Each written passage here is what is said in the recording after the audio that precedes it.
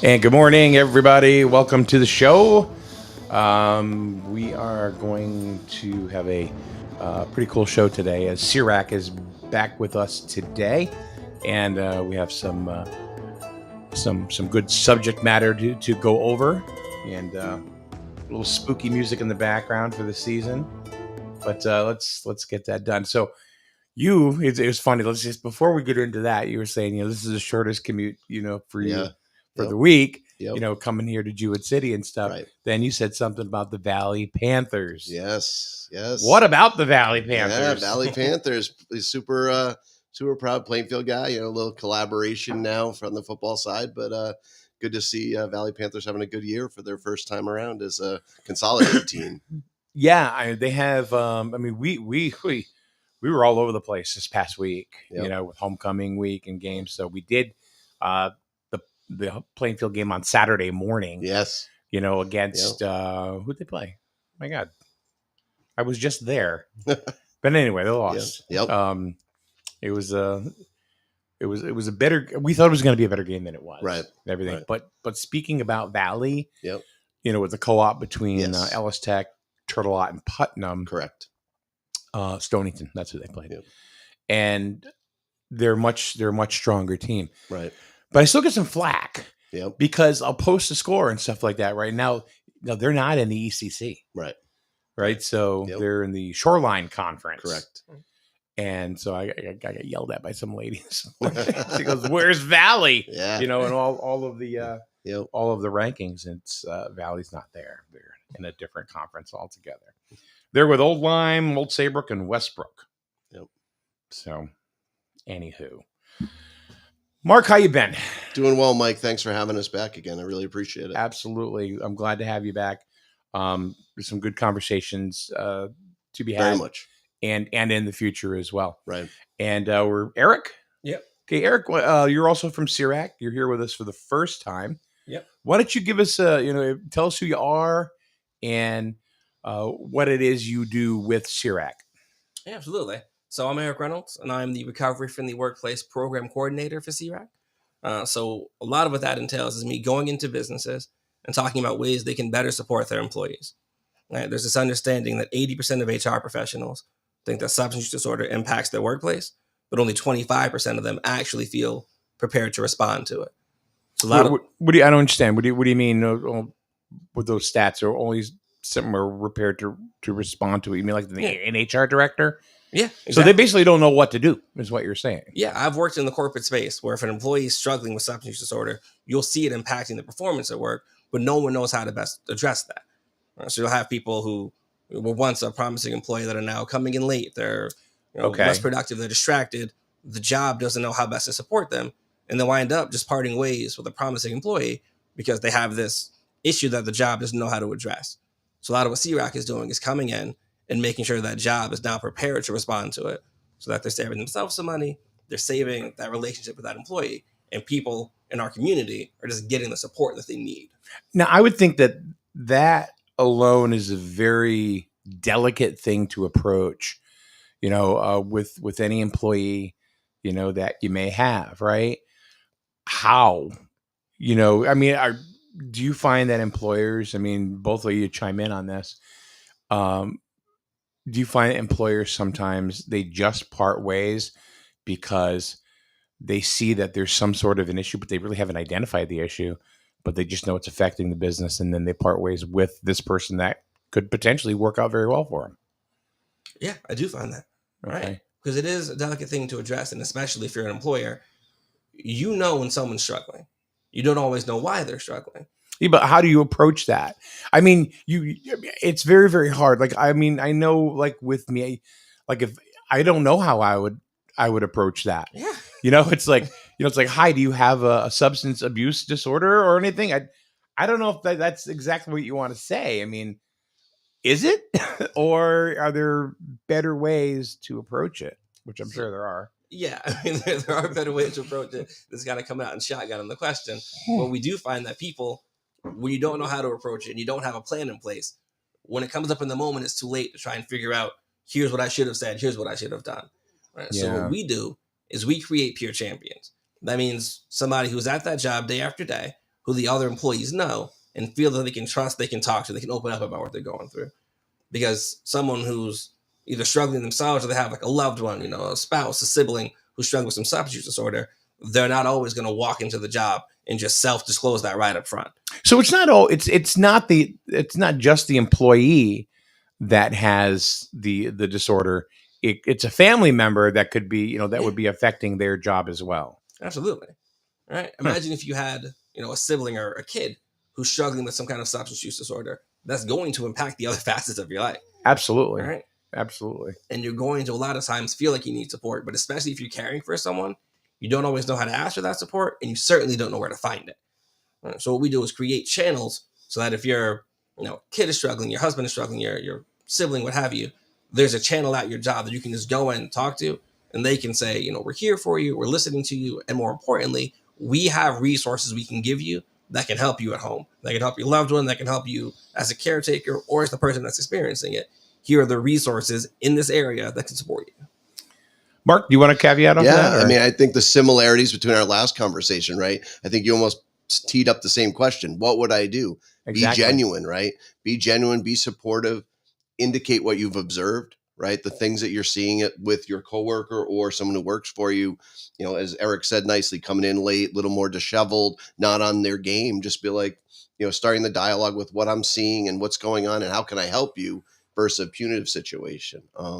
The connection that you have is your power, right? That's your superpower. We talked about it last time. If you show someone care and concern, there's a good chance that that's going to open up that dialogue, and as Eric said, high performers, we know what turnover does to organizations. If we can retain somebody and keep them in a workplace just by giving some additional supports and understanding, it's a win-win situation. And I'll just say, SERAC itself is a recovery-friendly workplace. So we don't just sort of go out and help employers become recovery-friendly. You get a certificate. You're recognized by the governor that you're a recovery-friendly workplace. SERAC did the same thing, and Eric is our peer champion. So as the executive director of SERAC, if he identified something in another employee, he's sort of has that opportunity to go have a dialogue. They too know that they can talk to Eric if they're having a situation. So, we don't just like talk about it. We're actually doing it as well. So now when it comes to employers and they're identifying, these issues in their workplace, is it best that they contact you, or think, do you have people that think they know what they're doing and they really, really don't? And then they end up really just snapping a situation that could have been saved? Yes. Okay. It's kind of look at it from these angles, right? So, yes, you do have people who either think they know what they're doing or a lot of times don't think it's going to happen at their workplace, right? And then they wind up not being prepared to respond to it. And we have situations where people have lost like valuable employees. There have been some situations where people who maybe could have gotten the support they needed and turned their life in one direction wind up not getting that support and not just wind up losing their jobs. There are situations where people have lost their lives, right? We know how many people are dying of substance use overdose right here in Connecticut. I think the numbers for 2023 were like 1,342 people just that year died of an overdose. These are people who, with the proper support, could have had a more positive outcome. Right? So you definitely see people who think, I know what the response to this is, and then they wind up sort of mishandling a delicate situation. So a lot of what we want to do is come in and help catch that before it happens, because it's harder to respond to it after. But I know, working in a commercial space before I came into this work, I had somebody's stepfather come in and talk to me about their belief that, one of our employees was struggling with substance use, and no one in my organization knew the best way to approach that. Right? How do you talk to that employee? How do you partner with your own HR program to get this person the assistance that they need? Do you even take that at face value when it's coming from a third party like that, walking in off the street to kind of place this delicate situation into your hands? Right?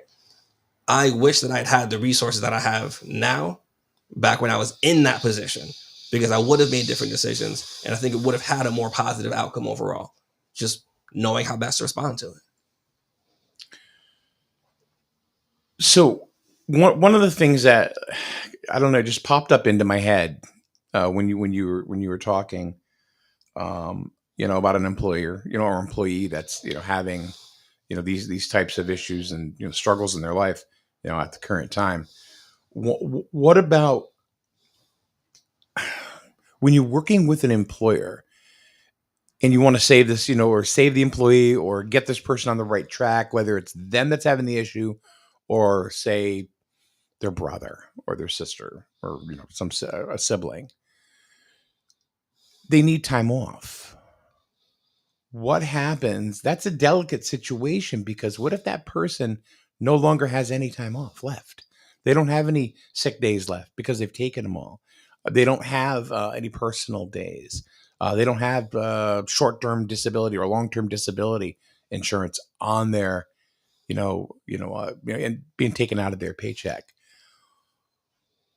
How do you work with HR in that kind of case? Because I'm sure these are situations that have come up somewhere. Absolutely. Where there's just no, we can't save your job because you don't have any benefit time left.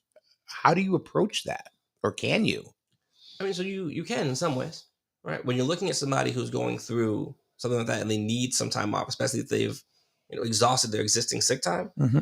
they have protection already in place for that. That's the American Disabilities Act, right? So that protection for time off, that's not necessarily a recovery from the workplace thing. That's an option that's out there to everyone who's an employee, right, that's covered under the ADA. See, I never even would have thought of that. But you know what I mean? Just Yep. I'm Yep. learning as I'm Right. going with you guys. Right. So Yeah. And then the other side of it is, when you're looking at someone who's exhausted sick time, needs support, and maybe even the workplace serves as an additional source of support for them, right? You have this community within your workplace. What can you look at as far as accommodations go? What can you look at as far as benefits that can help them while keeping them still gainfully employed, still active in the workplace, and even on the flip side of it, more productive, right? We've seen that people who are in recovery miss fewer sick days of work than people who are struggling with substance use disorder and are not in recovery, but also versus people who don't experience substance use disorder at all. Yeah. You see an increase in productivity in recovery. You see an increase in that person you're talking about, right? Yeah. Yeah. Right. And I think the average is like 14.3 fewer sick days per year for someone who's in recovery versus someone who hasn't experienced substance use disorder or has experienced it and is still in the throes of it. So you can be finding recovery, doing, whether it's 12-step programs, whether it's medication-assisted treatment, some of these other avenues that exist to you while still remaining at the job. But if you do need that additional time away, that's where the ADA comes in.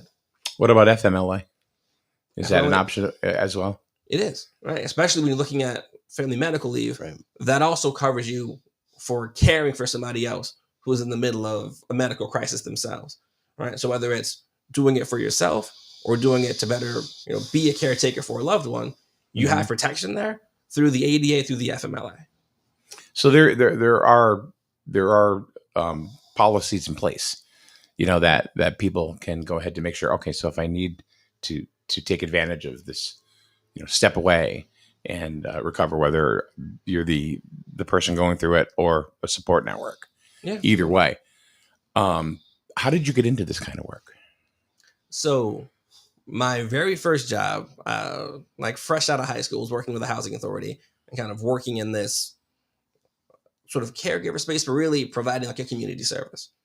I left that and did retail and corporate retail for a long time. Yeah, that's a blast, ain't it? Yeah. Well, then my wife and I were pregnant with the first kid, and I wanted to do something where I was just contributing a bit more to like my environment, contributing a bit more to my community.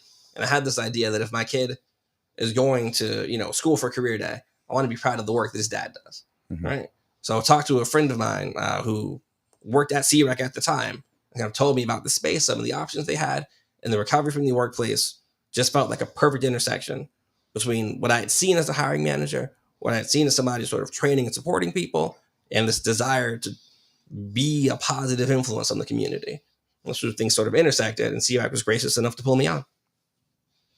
And Eric is outstanding, right? So the benefit he has over the other coordinators statewide is he worked in industry, right? So he's a person that was, a manager, was a leader in organizations and sort of had experiences. So when he's having conversations across the table with a small business owner or the HR professional, majority of folks in the space are social worker, human service professionals that do this work. Eric has this sort of life experience that gives him the ability to be like, I understand the bottom line's the bottom line in business, right? But here's how we can retain employees. This is how we can make better community. And we've been super fortunate to have him leading this initiative because of that experience. We were on a call recently where he's using all of those skills to kind of convince a municipal HR professional that recovery friendly is what you want to do, right? So you had somebody that was like, no, I'm done. We're doing enough. I think the point was, to paraphrase it, we have flyers, we have information. Don't you want to go another step further? And I think the personal stories and narratives that Eric shares kind of brought the person in and be like, this is something we could all benefit from. And the thing I say about a lot of things we do, Mike, is that employers like to talk about wellness, right, in the workplace, but they like chair massage, green juice, the ice cream truck comes. But when we say suicide prevention or substance use, right. Yeah. Is that wellness? Yes, it is. Right. Yeah. What greater community or family notion of an employer when you're like, we're here, we got you. Right. And we're going to take care of you. And if I take care of Eric, that means they'll take care of me someday. Right. Yeah. You know what I mean? So I think it sends a message. It sends a clear message that we care. It's well, I know it's just, you're talking about, the green juice and, let's buy everybody a coffee today. Yes, I come in with a box of Joe, because I Yep. love you. Yes. And all this stuff, Yes. right? Yep. We a great company. Yep. Yeah. And they're all for that. But when it comes to it's the rah-rah. Yeah. When we need you to do a 90-minute training that could save your coworker's life, someone else's life, and could make a difference, you're like, I don't know.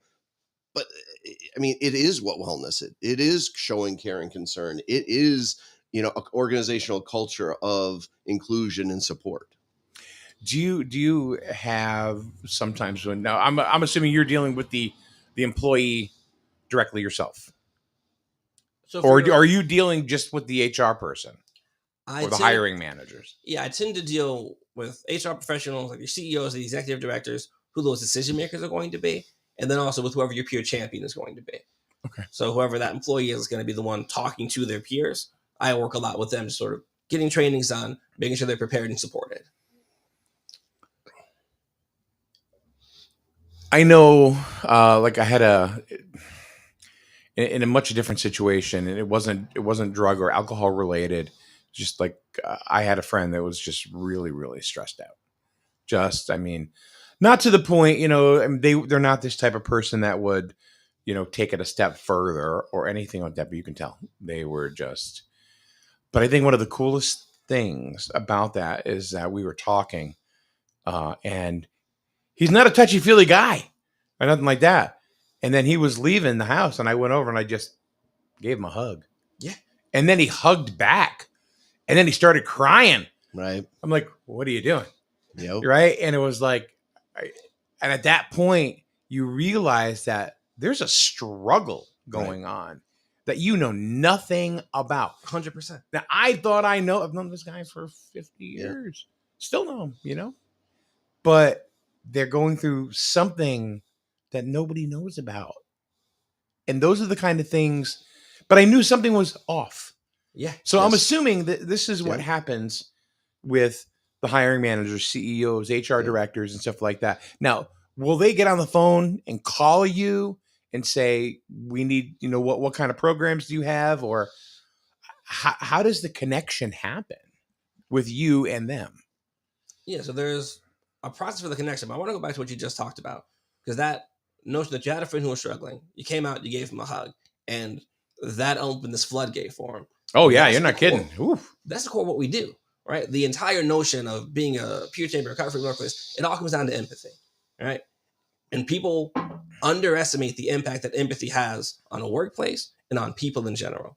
Sometimes in my role as a peer champion, we're not talking substance use disorder, right? We're not necessarily talking suicide prevention, but it's, I see one of my coworkers having a rough day. I go and I sit with them and I talk to them and I just check it on them to see if they're okay. And if you look at a 20-minute conversation, a 30-minute conversation, and you're the kind of employer who are like, well, I don't want my people sitting out, in a parking lot or sitting at a desk just chit-chatting for a while, you're missing the impact that empathy is going to have on that person for the rest of the day, for the rest of their career there. Those connections really reinforce your ability to be a person and your ability to have some trust and some compassion for each other. So I'm sure your friend has needed that hug for so long before they finally received it. And you'd never know. And I didn't even know. So really, with me, it was just, I got lucky, and I did the right thing. Right. But it was like, sometimes if you feel the right thing is the right thing, and then you should do the right thing. Right. And right. And then when we both let go, he goes, I didn't realize I needed that. Yeah. Especially not, we have like a whole thing that Mark can touch on, like on man therapy, but with men, right? You're conditioned to say either like, I'm fine, I'm good, or I'm angry. Right. Yeah. And that's supposed to be your full emotional range at all times. Right. And so there's no real like, I'm sad, I'm stressed, I'm anxious. You're supposed to, you're expected to not display all of that. And that's that's toxic. That's killing people. Yeah. Right. But then not to get too far afield of your question there. So the processes are really, when we come in and we train a peer champion, we make sure they have these resource guides that are how to find help in Eastern Connecticut. So these are phone numbers you can call. If your job has an existing employee assistance program, those things see like 4% utilization, but they are a good tool. So if you have somebody who's talking and saying, okay, these are people who can help you out with a free legal consultation or answering some questions that you may have through the EAP, right? These are medication assisted treatment, inpatient, outpatient, really the full range of resources that do exist in Eastern Connecticut, because we have a fair amount of things that can support people. We just don't have the knowledge and awareness of what those things are, and getting that awareness to the people that need it. Well, you brought it to my attention, when we were talking about, time off, what if, time has, been exhausted, because I've known people in that situation, and not so much because of like a substance abuse issue or a psychological problem at the moment, but more so, they just, didn't want to work or something like that. Right. And they needed to get out for whatever reason. Maybe that is a psychological disorder because, but they had nothing left. And the employer will say, I'm sorry, there's nothing I can do. You've exhausted all your avenues. Right. We have to part ways. Right. What does that do? That just really convolutes the problem even more, does it not? Yeah. And imagine you're just another employee at that organization. Right. And you're seeing how your peer gets treated when they need some support and they're not finding it. How do you feel about your ability to find support? Yeah. And especially with the younger generation, right? Looking at, Gen Z, the next generation coming up, how important employee wellness and employer culture is to them, right? You need to be able to show these people, we care for you, we support you, we're here for you. Because if they don't have that level of support and care, you're not going to have any loyalty. You're not going to have any productivity. These things go hand in hand. If you want people to support you, you got to be prepared to support them in return. So generationally speaking, like you just mentioned Gen Z, Gen Y, millennials, or and boomers. I'm not a boomer. Just so you know. Are you? No, you're not. No way, you're a boomer. No. I thought I was looking younger today, Mike. I was trying my best. No, you're not a boomer. I was a latchkey kid, or Gen X or whatever. Yep. Do you find that? And this is kind of an overview question. And either one of you, I'm sure, could answer this. Do you find that millennials as a generation has brought more of this to these subjects to the forefront, more so than a Gen X, where I know with myself, I'd be like, I can handle it. I'm good. Nope. Things are, great. They're not. But I'm going to deal with them. I think we talked about the last time I here is that our notion of compartmentalizing and continuing on and trudging and sort of, Eric said it nicely. I mean, for my prior work in probation, like the sadness and trauma that I saw, I answered with, I'm good. Right. Because I didn't want to show weakness. I didn't want to not be able to deliver. Response. Yeah. I'm good. Yeah. Like, and versus being, angry at home at the dishwasher and the dog, but I'm just angry. Right. That's the reality. So I would say the next generations are at least identifying. They're raising their hand and saying, this is my disorder. And I'm okay to say it out loud. Right. What was on the conversations behind closed doors, that's a family matter. We don't talk about it. They openly will say, this is what I have going on. This is what I'm struggling with. I'll say their help seeking isn't always great, like in terms of taking the next step to get help, but they're open to talk about it. And I think Eric's right, is that when you're in a blended generational workplace, my coworker who, I have coworkers that are 24 years old. Here I am as a 50-year-old guy having a conversation that they're going to maybe their comfort level with talking about things that they struggle with is like, but I'm okay because I'm in this space, but not every space is comfortable with that. You walk around telling people that, yes, it's okay to do that. And right? a lot of women, that are that are in my generation. How are you? Fine. Right. They're not fine. Yes. Yep. There's a comment here I just wanted to read to you to see if there's just from one of our folks that are watching. Kim says, I did have a pill addiction after I had a meniscus surgery, and then I had a full knee replacement surgery, and I got addicted to the pain pills. But now I'm better, and I'm off now, and I've been off for 8 years, and now I'm in nursing school. Oh, that's great. That's fantastic. So that's the story of recovery, right? That's the story. Exactly. Right. That's the story of recovery. It's raising your hand and saying whether she did it herself or someone in her close to her showed care and concern. And, we believe in that. That's the power of what we have. The power to change is why we do what we do. Prevention's all about that, but also the recovery journey. Right. Gotcha. And telling people that you're still here and you're still part of it. Those are great stories. Yeah. I'm still here. Those are very powerful words, right? Yep. It was a poet. You ever watch? I'm weird, so once in a while I'll watch the it's this poetry channel where these men and women get up on stage, and there's one named Guapo or Guape, and he does this thing about I'm still here, I'm still here, I'm still here. And there's another guy that just, and these are words and these are things that I find inspiration in a lot. Do you find that maybe some of the folks that you deal with are like throwing their hands in the air because I don't know which way to go. I've lost all my inspiration. We talked about it last time, Mike, right? With bringing in the national crisis line of 988, people are like, oh, it's a 3-digit number. Why can't people call? Because I can't. I'm so impacted, right? I'm so impacted that I need someone sitting by me to say, let's do it together. It's only 3 digits, but sometimes, like you said, you're at a loss. You don't know where to go. You don't know where to turn. The workplace pressures, do I share with people? Sometimes we're a little uncomfortable with that. So yeah, they're definitely at their end, and a lot of our messaging sometimes says you're not alone. Yeah. Right. I would say that I was just telling a friend yesterday that I've changed my perspective of being sort of cautious about people as a justice professional. Everyone's out hustling to now my perspective is I don't know how anyone's day is. So if someone says, I'm really sorry it's taking longer at the cash register, no problem.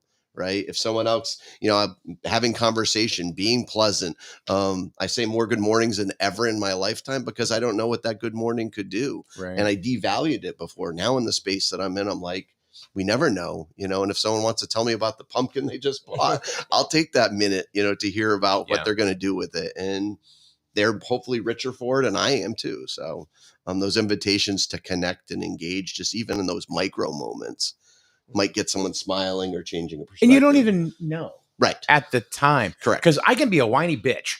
I'm telling you, right. I really honestly can. Yeah. And I had a situation where I was at the deli at Walmart, and this guy was having issues. You could tell he was frustrated. And why? Because he couldn't communicate with his customers because he was Spanish. And he didn't know how to. And honestly, I got to be a whiny bitch for a little bit. I'm like, Right.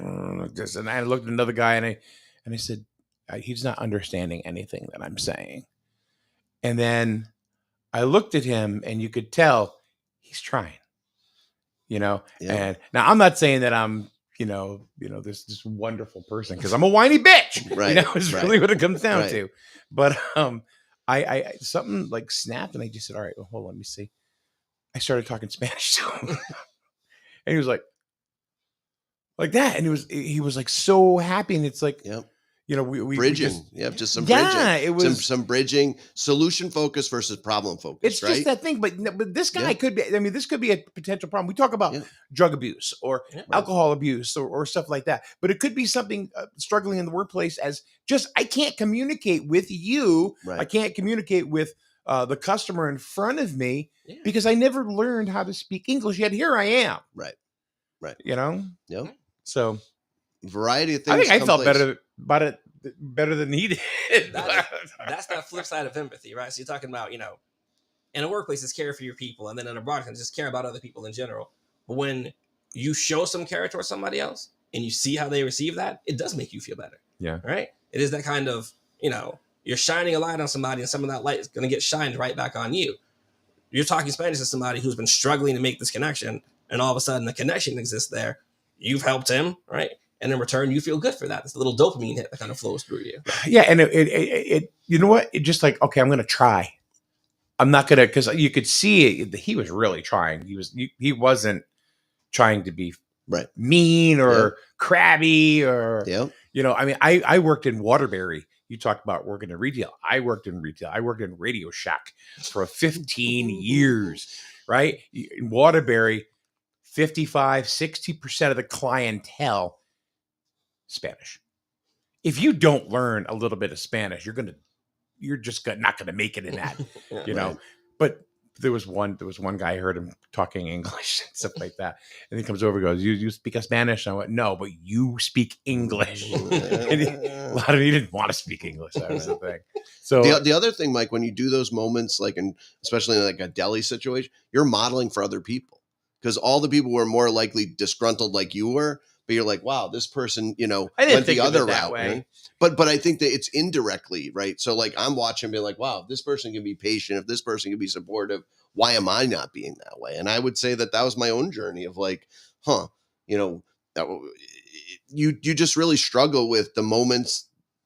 It's not that big of a deal. Right. It's not that big of a deal. Like wherever you were going and what you were doing, you just got to get through it. And we're all people, and we've all been in those spaces, and a little bit of grace can go a long way for somebody. I think you just said it. I mean, I'm not saying I'm some emotional superhero, because why? Because I'm a little bitch. Right. Sometimes it really is true. It's the internet. We can say it. They say it on radio now. I'm just regular terrestrial radio. So it's crazy. But it is. I mean, that's exactly what I can be. And I'll hear about it, believe me, from friends. So I hear you're a whiny bitch. Didn't you already know? Anyway, Kim just said, I'm very proud of myself, which she should be. Absolutely. We're proud of you too, Kim. Absolutely. Yeah, absolutely. So, Kim is in Florida. Oh, wow. Tuning in to us this morning.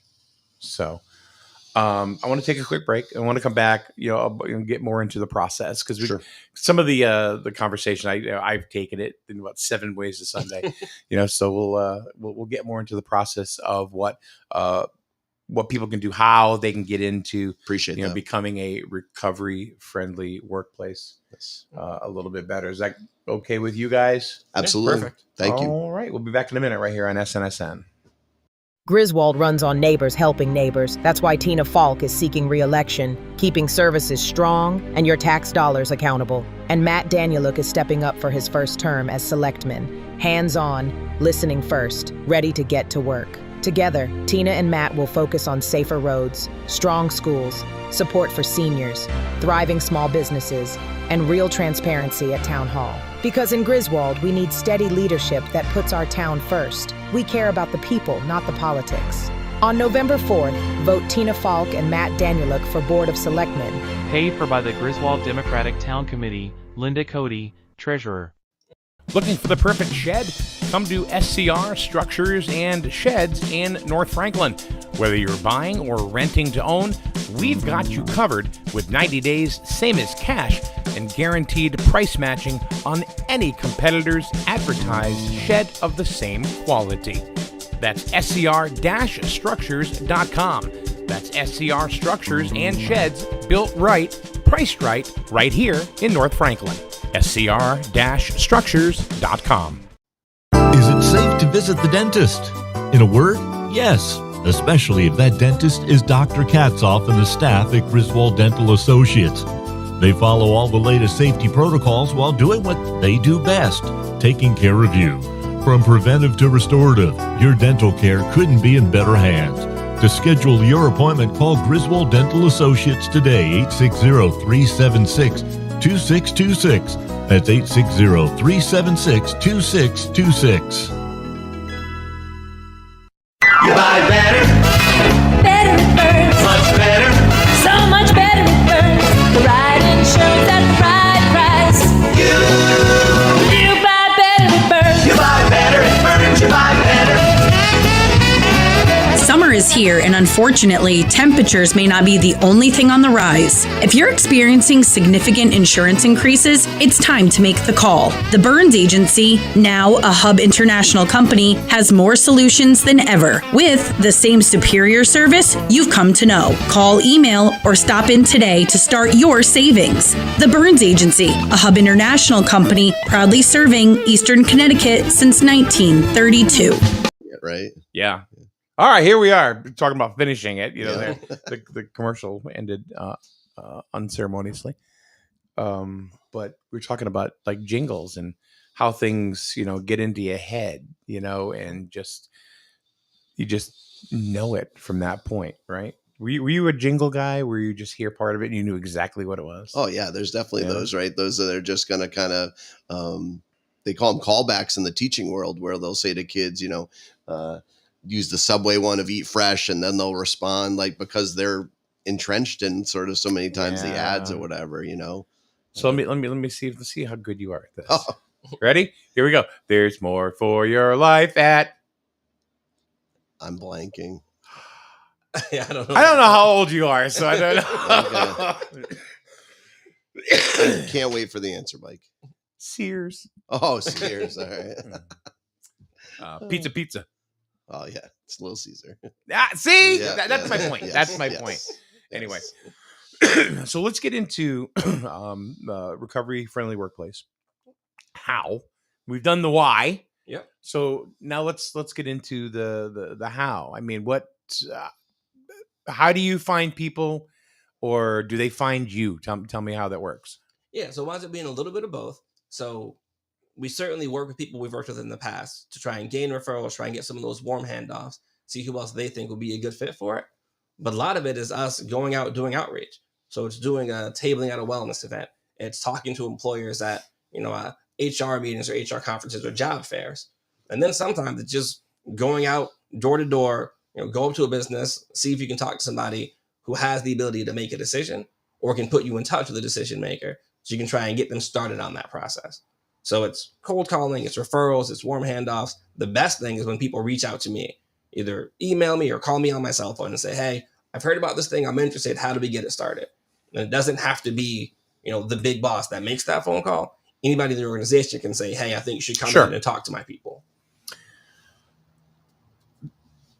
The thing about all of these services that we're talking about like today, how much does it cost?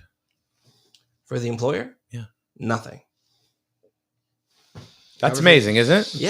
Yeah. People may be sitting there going, I have a couple employees that have a problem, but Jesus, how much is this going to cost me? This will actually save them money, will it not? Yeah, right. So was it $8,500? Was that the number I saw? We use the numbers on average, right? But an employee in recovery saves the organization on average $8,500 a year. That's both an increased productivity and in a decrease in healthcare and healthcare premiums. So you both save money, and that's the sort of productivity side of it. We know it's way more expensive to train someone new than it is to retain an existing employee. And even beyond just the cost savings there, imagine coming in and you're seeing your coworker being taken care of in the way that you wouldn't expect them to be taken care of in another organization, right? We know that even when we have these really confidential things that are happening to us, when we have good news, when we feel supported, in some ways we make that known, right? When you're really happy at a job, when you feel like your job really takes care of you, you make your coworkers aware of that. Just like the flip side of it also happens. If you're really unhappy, you're going to make people aware. But if you're really happy, really taken care of, you make people aware of it. That's that rising tide that lifts all the boats, right? We're looking at, okay, I'm happy. I'm telling my coworkers they're going to feel better about the place that they work because they see how well supported we all are. You can't really put a price tag on that, but it is definitely going to save your business money and increase your productivity and your output. Can you give us a real life situation without divulging too much information on how this program has helped somebody? So without going into the side of it, right. That's we don't need to know the who or the, just like how a real person. We can sit here and talk all day, about, oh, hey, this is great. But I think talking about the real life situations, makes it tangible for people. Yeah. There was an employee who was struggling at a zero tolerance employer, right? And typically when that happens, you have that kind of situation arise and he would have been let go. Right? We had done some recovery in the workplace training with them. They were a recovery friendly workplace. They'd gotten that certificate for it. And when this person started struggling, they put them with a peer champion that was able to get them linked to some resources and support that helped that person keep their job. And there's that notion that, zero tolerance and recovery friendly workplaces have that same end goal, which is no substance use in the workplace. No employees who are affected by substance use, they just come at it from different angles. And coming at it from the recovery friendly workplace angle, not only kept this person employed, but also helped them get the support that they need and help them kind of serve as an example within that organization. You can get support, you can keep your job, right? And we can make sure that our people know we're taking care of them and they're taking care of each other. So that person becomes a champion themselves. Yeah, I mean, that person becomes a champion and sort of walking proof that you care about your team. Yeah. Now, this is not just large companies. We're not just talking about, Joe CEO, of a Fortune 500 or anything like that, or Fortune 100. We're talking about Mary Jane, who it's got 10 employees. Yeah. Or 8 employees or 5 employees, and has identified that there's somebody that might be struggling. What if, no, Mark, let me ask you this. What if the employer cannot identify a potential workplace problem or, something that can be rectified by this program? Do you get calls from other people in the organization, or is this where your networking comes into play? Right. I think more the networking. It was kind of a as Eric convoluted said, question. No, as Eric said, imagine going to one of our presentations on an unrelated topic, right? You're going to SERAC for something in our, cannabis work, our vaping work, and you hear about at the end, hey, we have this other thing, recovery friendly. They start dialoguing, but they're a, clerical entry level type position and they want it. They absolutely can, sort of reach out and say, hey, I think this is something that we want, which then we can use and say, hey, someone in your organization thinks this is important. We get reluctance, right? That not here, right? It's the same thing with not carrying naloxone that we talked about last time, right? I don't affiliate. That's not my lifestyle. Which is Narcan. Right, correct. Yeah. Yep. So I'm not in those spaces. We all are, right? We talked about CPR and AEDs. It's the same thing. Same thing with an employer. If you don't think substance use disorder is having some impact on any size workplace, I think you're mistaken, right? We know that it could be ancillary to a family member, a connective tissue that exists. So really saying that it's beneficial to everybody to consider that. It's a hard sell. And when you said the larger organizations, they're our hardest sell. Big corporation, right? Because they have corporate decisions. Because they think they've got the bases covered. They do. And there's a larger mothership in another state that has to make those decisions. We're very fortunate to get into municipalities and smaller businesses that can kind of make their decisions at the local level, which is what we've really been our bread and butter for the most part. Yeah. And when you're looking at those organizations, right? The statistic is 1 out of every 11 workers has like an undiagnosed or untreated substance use disorder. 1 out of every 8 has some sort of mental health or behavioral health crisis, right? So when you're looking at a small staff, you've got 12 people. you've got someone Someone's who there. needs some support. Yeah. And the reason why I asked that question was basically because, like my friend in the hug, he didn't know. He Right. didn't know. I didn't know. It just kind of happened. You know what I Right. mean? So that's why it's like, do employers, I mean, are they qualified to really, as much as they think that they are they really qualified to recognize these issues? Yeah, you can't always spot them, right? Especially Right, you're right. talking people who can be, high performing at the job but struggling at home. Right. Right. And then the broader aspect of recovery friendly, which is really just empathy. If you have two people in your organization, you have two people in need of empathy. Right? There is no workplace that doesn't have a need for really foundational training and focus around empathy. Right. So just coming in and saying, hey, we can make sure your people know how much you care about them, and we can help you with this new tool to demonstrate care for your staff. It's just a benefit, right? Caring about your workplace only makes your workplace stronger. Exactly. And I think you said before, we get interviewed as employers more than ever before, right? I was just like, please give me a job. Nowadays, I think employees are coming saying, what do you have to offer me as the employee?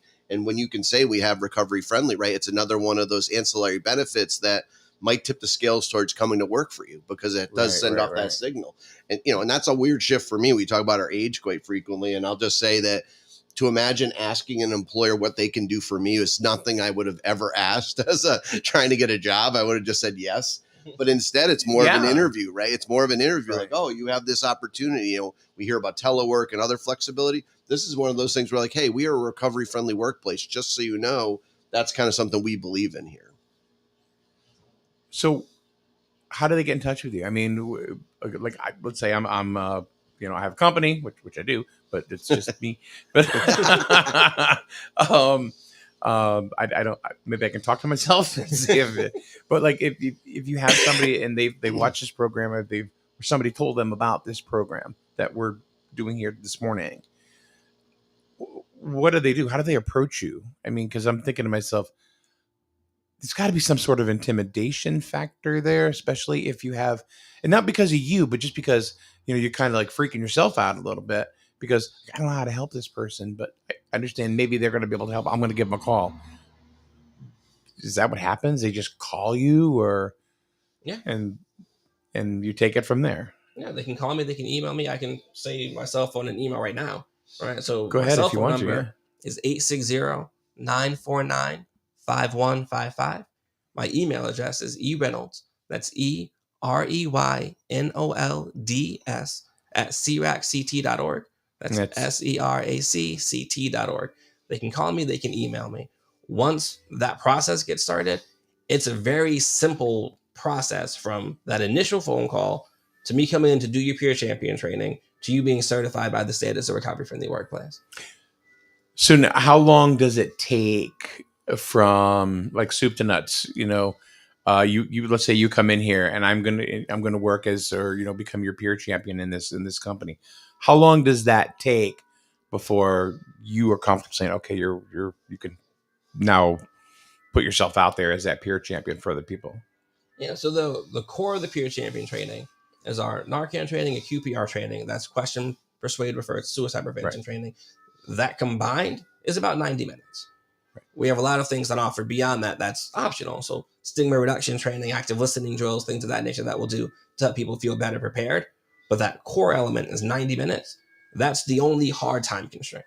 So if you said, hey, I'm ready to make this transition to recovery from the workplace, if you call me in Monday morning, we can have you trained by Monday afternoon. And then the more important thing is we remain available as a resource. So if you're having that conversation for the first time with an employee who's saying they're struggling, and you're saying, okay, I've gotten this training, but I have these follow-up questions, you can always call me. You can always say, hey, we're going to have this conversation. Do you mind just coming in to sit with us in case we have things come up that we're not prepared for or what have you? I'll come in and sit during that conversation. I can be as active a resource as needed. And that's true moving forward. Once you get that certification, then we remain, sort of another tool in your toolbox for helping your employees. So this isn't like you're going in and trying to sign a contract and saying, okay, well, you're going to pay me X amount of dollars for this service. I want to reiterate again that this is completely free. Yeah. top question, Mike, right? What does this Yeah, cost, right? exactly, That's what sure. we dealt with recently the other day. Someone's like, so are you guys a company and this is for profit? Like, not for profit, funded by the Department of Mental Health and Addiction Services here in Connecticut. They Yeah. decided to bring recovery friendly workplace initiative to our communities and created, this entity that, we're out there with a coordinator, doing this work. And it's national. There are definitely states that are further along than us. There's some that aren't even doing it at all, but it's definitely a journey nationally to recognize the workplace as a potential opportunity for support and encouragement when it comes to some struggles. There's a lot of these programs that are national that I don't think people realize, like Drug Take Back Day. Right. That was just Right. Saturday. Yeah. You Right. know, that's a national event. Correct. And now, how long has Recovery Friendly Workplace been in existence? So Under the name, I mean, it's always there's always been some incarnation of it somewhere. yeah, But I think with the earliest incarnation of employee support, like back in the 30s. sure, yeah. But for Recovery from the Workplaces in Connecticut, it really started around 2021, 2022. It came from New Hampshire. I want to say theirs started around like 2019-ish. But we took what New Hampshire's done, we built on it in our own way. And to Mark's credit, it spread across, I want to say roughly like 40 states at this point. So it is very much like a coast-to-coast approach. Yeah. It's like employee wellness, employee support. So they call you, they email you, they invite you in, and you basically just tell them what you can do, and then first thing, how much is it? Because that's what I would think. I would think, Yeah. well, how much is this going to cost? Yep. So this It has that sales pitch, Mike, where they're kind of like, what's the other shoe going to drop? What are these guys? Yeah. This is all they do, and this is what they want to do. Yes, that's what we do. This is our passion. This is Eric's passion. And we're doing it because it needs to be done. And again, size doesn't limit you. Cost doesn't. I mean, we go all around the barriers. If Eric has to do training for shift workers, right, that's off shift, we'll make that schedule adjustment work for them. If it requires, doing anything outside the ordinary, the answer at SERAC is yes, right? It's never going to be an obstacle or barrier. We're like, how do we get around that obstacle and barrier? So I got it. You said 2021. That's when this became, probably more prevalent out. Like it's always existed in one form or another. Has a lot of this happened? A lot of these programs that are in existence now, more in the forefront. Did it start really with COVID? Yes. COVID brought most of this stuff out. I mean, not that I'm sitting going, yay, COVID. No, not at all. But it's like, it seems like we really sat back and thought that, wait a minute, we there's stuff we need to do here. Yeah. I think it opened people's eyes in a big way to how prevalent of an issue it was pre-COVID, and then how COVID kind of shut down, and then just that lingering trauma tale of COVID really spiked a lot of this. Yeah. Right. So when you're looking at substance use disorder, especially looking at mental wellness, behavioral health, you see the impact on COVID on both making those conditions a bit worse, a bit more prevalent, but also really raising awareness on them. Mm-hmm. Right. So now people are more aware of it, and with awareness comes this increased need to find some way to respond to it. Every employee walks in with a backpack, right? It's not just their lunch and their laptop. It's life outside the job. Yeah. And I think that, if we forget about that, we're missing out. It's the same thing for a teacher, right? Those kids coming with backpacks to school, their life came in, hey, I'm not supposed to be involved in their life. You're going to be. Same thing as an employer, right? I know as much as I can, and they want to share with me of my employees. Why? Because it makes me a better boss. It makes me a better leader if I know the things that they have going on, that they can feel comfortable and say, this isn't going to be a great week because it's an anniversary of a loss or a death, right? Like, thank you for sharing. Thank you for trusting me. Tells me what's going on with you this week, right? That you might be a little bit off your game. You may not be the same, or you might need an additional day off. Those levels of dialogue and conversation are so critical to everything. Oh, you're not, I'm going to first one to co-sign that one all day long because I had an emotional backpack, the size of Kilimanjaro, and now it's more or less an emotional fanny pack. So, I'm you're on brand, Mike. You're on brand for the area. But I feel like, I've learned different things, but I've learned them post-COVID. Right. Instead of, I can handle everything. Right. I'm Superman. Yeah, no. Not so much. And how many men do you run into in your work where you have, all you can hear is like the village people going, macho, macho man in the background, because they're just fine, Yep. like Yeah. we had said earlier. Right. Yeah. So you see that a lot. And then what really starts to happen is you see people who have internalized that notion that they're fine, and then they extrapolate it out, right? Like if I'm going through something at home, I believe that I can sort of, compartmentalize it, lock it down, come into work and do my job. And if I can do it, so can the rest of my So team. can everybody Right? else. Yeah. And you're missing the impact that it's having on the members of the team who can't do that. And people really overlook the impact that's having on themselves, right? If you have to lock a part of your life away to show up for work, you're not fully showing up at your job. You're not fully present. Right. You can't be. Right? So I think you do run into that. And that is one of those things we need to just bit by bit chip away at until people realize, A, the notion of, I'm always fine is never true, right? Everyone's got stuff going on in their lives. Of course they do. And then even though showing some vulnerability, we talked about modeling, right? Modeling vulnerability is hard. It is infinitely more rewarding than modeling invulnerability, right? You can walk around and pretend that nothing ever gets you all the time, but that's not going to make you true. happier, right? It's not true. Everyone can see through it, right? So I think modeling some of that vulnerability, you're going to get more back out of that. And I think on the real overly masculine professions, the pure champion model works best because an outsider, you don't know what I'm going through, right? That's the number one thing that we get as an organization coming in to help fire an EMS. Mark, are you a fireman? No, I'm not. Are you an EMS? No. But if I train your peer champion that rides shift and does what you do, there's a likelihood you're going to have conversation anyway. Imagine if it's a supportive conversation. Right. You know what I mean? Because there is some barriers in certain professions. You don't know what the ER looks like on a Friday night. You're absolutely right. But if you train a peer champion that it also is an ER tech, guess what? They're going to have a commonality that bridges that relationship is the strength of me telling you, you know what, Eric, might be time to start looking and getting some help. Can I help you through that? That opportunity is already there versus outside in, inside out versus outside in. So basically it's just contacting SERAC.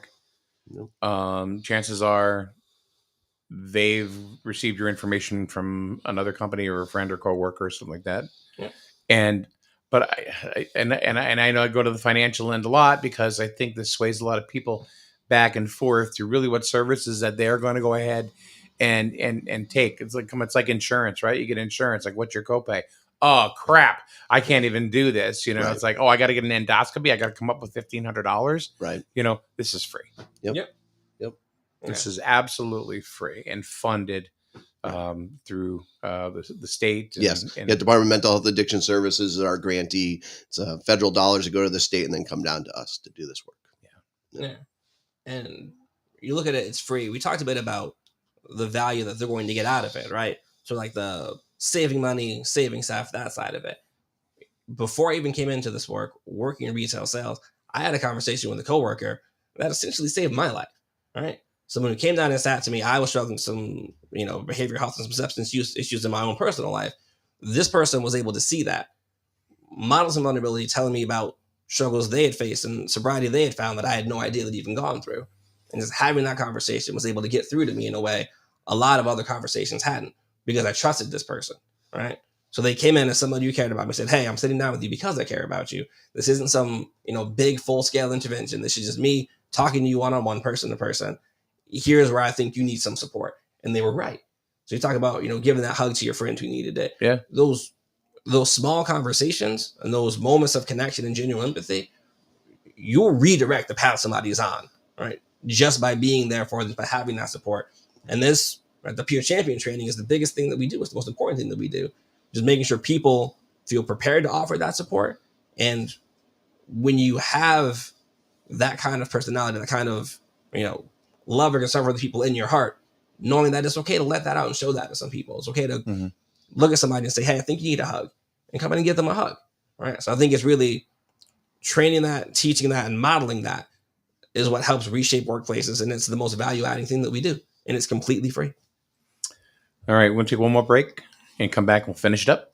This has been a really great conversation. I just think it's just really been, I think, very eye opening because people, a lot of people, don't understand that there are a lot of these programs that are available, right? And they can take advantage of them. So that's why I do think that the conversations that we do have with SERAC are so important. So, all right, we're going to take a quick break. Back in a minute, right here on SNSN. If you're talking, they will hear you. Why are we getting killed like this? Kyle's not here. Got caught drinking beer in the park a couple of nights ago. Really? Yeah, 0 tolerance. He's out for the season. Harsh. Hey, he knew not to drink. We've made that clear to all of our kids, right? No, not really. Bill, if we don't tell them what we expect and why they shouldn't drink, how are they gonna know? Talk. They hear you. For more information, visit underagedrinking.samhsa.gov. You try.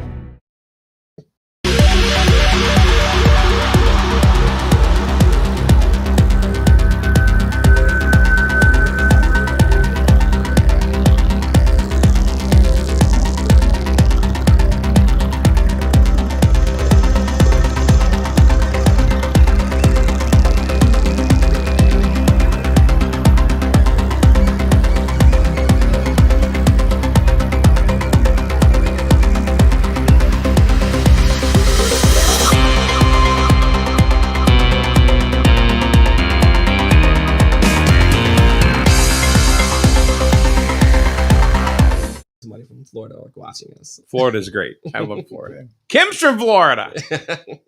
Anyway, welcome back. We're talking to SERAC. We're talking about recovery-friendly workplaces, what it is, how it can happen. Again, let's talk. We've talked about so many different things this morning. About the value of it, what people get out of it emotionally, both a company or a person that takes advantage of this program. And let's talk about once again how they can get in touch with you. And Eric, take it away. I'm going to let you just talk about how they can get in touch with you, why my company needs this as a resource. Absolutely. So again, the best way to get in touch with me will be email and cell phone. Right, I can throw those back out in a little bit. But as far as why my company needs this, when you're looking at a decision maker, right, whether that's your CEO, your big boss, you're not always going to know what everyone in your organization is going through, right? So you need to have somebody on that ground floor who can talk to their peers. Right? So you need to have somebody who's there, right, at the front desk, in the office, what have you, who just connected, right? Who's plugged into the people around them and is able to support them in a way that they need to be supported. And then as far as getting that process started, once they've talked to me, it's building that consensus within the organization, right? So we do some employee surveys, we do some internal assessments, really to get a feel for the workplace itself. Here's what people already know about substance disorder, behavioral health. Here's what your employees are saying about the need for resources, support, what have you. Once we have that as a foundation, we then build off of that, right? With your peer champion trainings, and we do those in person, virtual, what have you. But yeah, it's really just you need people in place to support each other. Mark, I want to send this question over to you. I think a lot of times the perception is that SERAC is just another drug, prevention group, but you're not. Right. You're so many more different things. Correct. Than heroin addiction or alcohol abuse or this is just, there's emotional support. Yeah. Thanks, Mike. I think we just celebrated our annual meeting last week. So last week, every year we kind of have a get together. How'd you like that segue? Yep. Little celebration of our partners. So we had about, over 60 people joined us at Norwegian and Spa for our annual meeting, which is really a celebration of our employees and what they're doing. And like you said, the diversity of our work. The cool thing is that we asked this year, each of our program coordinators to invite a few people that they've worked with closely this year. To the point that you said, they might be working as a recovery-friendly workplace. We were very fortunate to have a couple workplaces came in. They know us from Eric's work, but they might have been exposed to our work in the cannabis space on adult safe storage, or our vaping prevention work in the middle school population, or Danny doing older adults and suicide prevention. They might have saw something else that might resonate with them. Our overdose response kits that we leave for first responders and those that are first responder adjacent, that may lead to an additional partnership or connection. Because like you said, they only knew our entity in one space. Coming in as the executive director last September, I think that was one of my things, is that they know us only from the one piece of work that we're doing, and we have so much more. Like we truly are a lifespan organization. We work across the lifespan of all these 41 communities, but we're prevention. So we're super specific because we're not, treatment. We are not a recovery-based agency. We're the prevention folks that are trying to get information out there at the earliest point possible. We were laughing at one of your ads about, adult alcohol use and just having an awareness on alcohol prevention. We have someone that does that work for us. So it's a variety of folks doing it. Our gambling space, which is one of our first dialogues that you had in some of our folks talking about gambling prevention. It's this huge umbrella organization that works on all these really, which I'm not specific afraid to titles. say was Right. an addiction that, well, I guess I'll always have, right? And I've Right. got to be careful of. Right. Is I don't even buy. Well, anyway, that's another story. We've talked about that. Yeah. But Yeah. so I understand. Yeah. This is not just about heroin. Correct. Right. I mean, Yep. how many people out there are going, Right. okay, well, this is about heroin and this is Yep. about this. There's so much more out there. Correct. Correct. It's that affects people's lives. No, No disrespect to the people that have lost people, Right. for that. But Right. there's so many more things. And anyone can benefit, and all the things we do are grant funded, or we've been able to find the money ourselves. So we don't, receive any dollars and put things out there. What we want is just opportunities to share presentations and materials on all these topics. It's an overused cliche, right? But prevention, is better than cure. And we know that, right? This is a great example, is that I have this really great workplace. I'm going to retain employees. Same thing for any of the other issues at work. Imagine having a sign that says this is the gambling hotline in the state, and just having it in your break room, and the person that's a hidden disorder makes that phone call because it was available to them in the break room, right? Those are all the things that we try to do and talk about prevention. And sometimes it's hard on the financial side of things when folks are like, can you show us numbers? No, because we're putting things before issues happen, right? So it's really hard to encapsulate and capture that when we're trying to do things prior to an incident, prior to something occurring.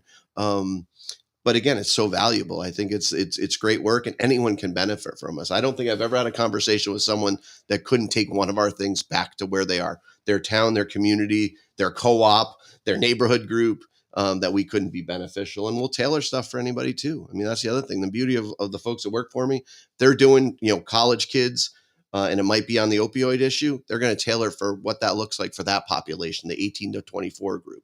If we're worried about adult seniors on a topic, we're going to sort of adjust it that way as well.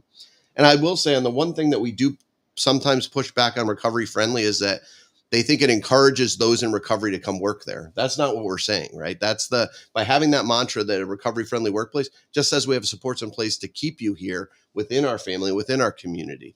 But that's when I first kind of took over. People were asking that question. It's like, no, that's not what we're saying. We're saying the supports are there. Well, I think these conversations, that we do here with you, coming up and bringing, folks with you, like this fine gentleman who I looked at, I'm thinking, my God, where do I know him from? And then you spit it out. And I was like, yeah, right. You were the MC of that event, Mike. I know. You were. You well, Miranda's, I'm used to like with Daryl, I mean, I used to, he's like 7 feet tall and, shows up in his Polaris slingshot, and stuff. Yep. That's a story. He's a story right there. Yes. He's a funny guy. Yes. I think, I'm going to go back to, the money thing. And so as, I close this out, but guys, thank you so much again for coming up. Mark, thank you always. Mike. Eric, I hope we see you again. Yes. Absolutely.